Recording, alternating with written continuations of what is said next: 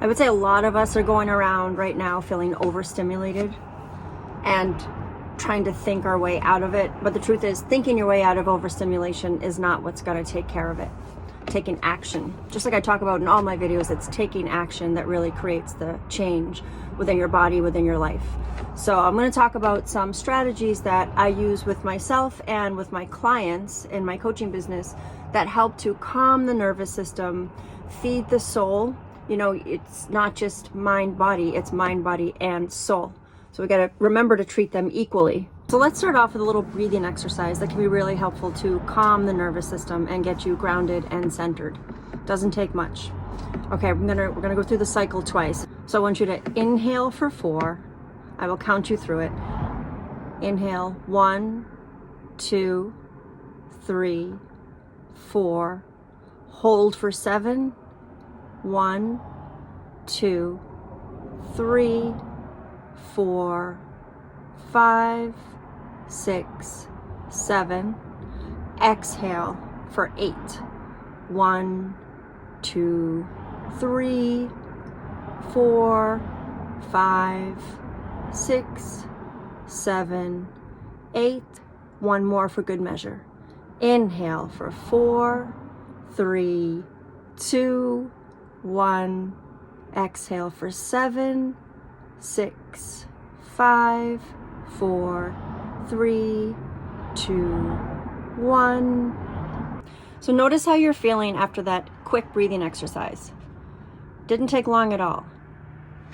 I didn't even fully participate in it with you guys. I just guided you through it, but even I feel really calm right now. It's like once you invite that energy in and provide the space around you for it, you know, like no cell phones, no television, yada yada. It has such a powerful energy that it just completely like sort of envelops you and brings you to that space that feels like home. Okay, so now that we're hopefully feeling a little bit calmer, a little bit more grounded, let's talk about some other things that we can put into our toolkit for when we're feeling overwhelmed, overstimulated, and just need a little bit of grounding. So the next activity would be getting in touch with your senses. And just like that breathing exercise, you can take this anywhere with you and do it anytime. So what I want you to do for this is pay attention to what all the senses are taking in. So let's say you're sitting at a desk for work. What are you feeling?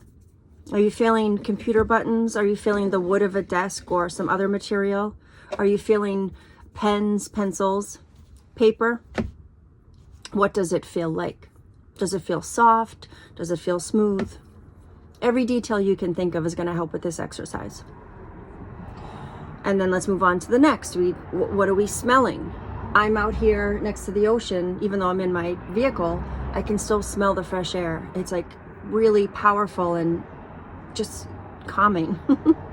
But no matter what it is, what does the air smell like? Is somebody cooking? You know, are there aromas floating around? What are you seeing? What's the aesthetic of your space, right? What's on the walls? What color is the paint? What color is the sky when you look out the window? Anything that you are seeing, I want you to pay attention and take that in. And then what are you tasting? Did you just have a sip of coffee? No matter what it is, you know, what's going on with your taste buds? What are you tasting? And what are you hearing? Are you hearing birds outside? Are you hearing your neighbor talk on their Zoom through the wall? Are you hearing cars drive by like I'm hearing right now? So that exercise, you know, it's not just about, oh, what am I smelling? What am I feeling? What am I hearing? It's about bringing you into the present moment, because you're able to pay attention to things around you that brings you to here and not next week or 2 months out. The next calming exercise that I want to talk about that is ages old but so powerful is journaling. And I don't want you guys to think that I think that I'm like creating the wheel here. I know that a lot of you probably have done these things, right? But even the most practiced meditator, journaler, deep breather needs reminders because life gets in the way. I've been meditating for, my God, like 30 years.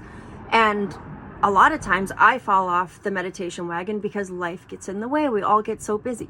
So you could be brand new to all of this, or you could be a seasoned, mindful practitioner, mindfulness practitioner, but we all need reminders. So when I say journaling, there's a part of me that's like, of course people know how to journal, but I'm here to remind you also that pick it back up again if it's something that you have let go of.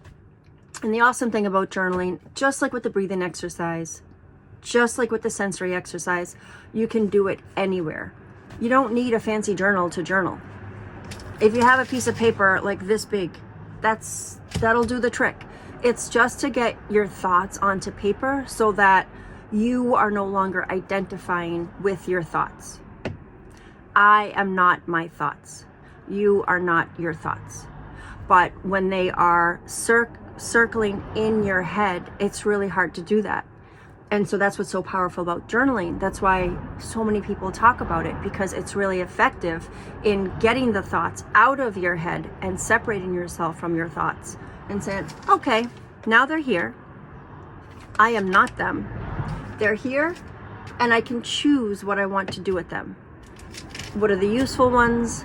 What are the ones that are no longer serving me? And it's completely up to you as to how you want to treat each of those thoughts. But the main thing is just to get them out of your head and on to paper. And it is crazy how effective it is. It's like a boulder comes off your chest sometimes when you just do a good vent, a good stream of consciousness onto a piece of paper. I would like to share with you something that I personally find very helpful when I'm feeling stressed, overwhelmed, fearful, is I talk to my higher power. For me, it's God and my angels. For you, it could be a lamppost or a tree. My point is, it doesn't matter who or what it is that you're talking to, but just thinking that there's something that exists that has your best interest in mind, that is bigger than you, rather. It's not about religion, right? It's not about that at all. It's about feeling like you have something in your life that is bigger than you and that has your back. It's really hard to go through this life alone and think that this is all there is. So for me personally, it works, right? And what's nice about it too is you can have this conversation anywhere you want with your higher power. You can have it when you're driving, when you're walking, because now everybody's talking through Bluetooth. Before, people might think you're crazy. That's not the case anymore. So you can literally talk to your lamppost, your tree, God, Buddha, whoever it may be, anywhere you want, anytime you want, and you can unburden all your worries, ask for guidance. Also, show gratitude, say thank you for all that you have. It's really effective, really powerful for me. I would love for you to give it a shot if it's not something that you already do. Not pressuring you to do it, but just highly suggesting it because it can be very effective.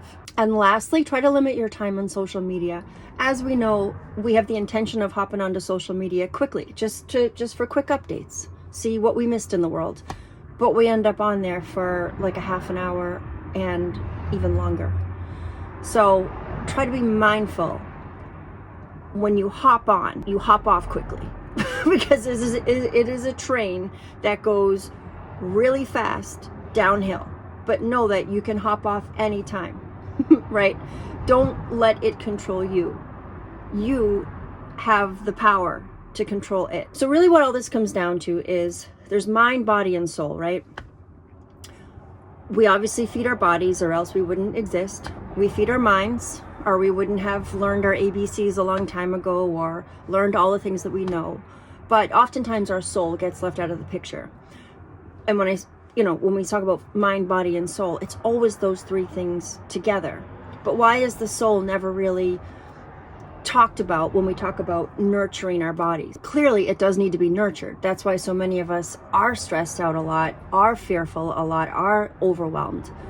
So these are some things that are easy and will really feed your soul when you participate in them. Good luck with everything. And please add, if there's anything that I haven't covered that works for you and feeds your soul, please leave it in the comments, because we're all in this together, right? And we're all open to ideas that will help us to feel better. And if you ever want some one-on-one coaching, because sometimes it can be hard to make these changes alone, you can find my website in the description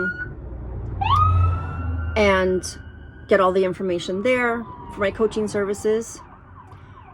Have a wonderful rest of your day, and I'll see you guys in the next one. Ciao.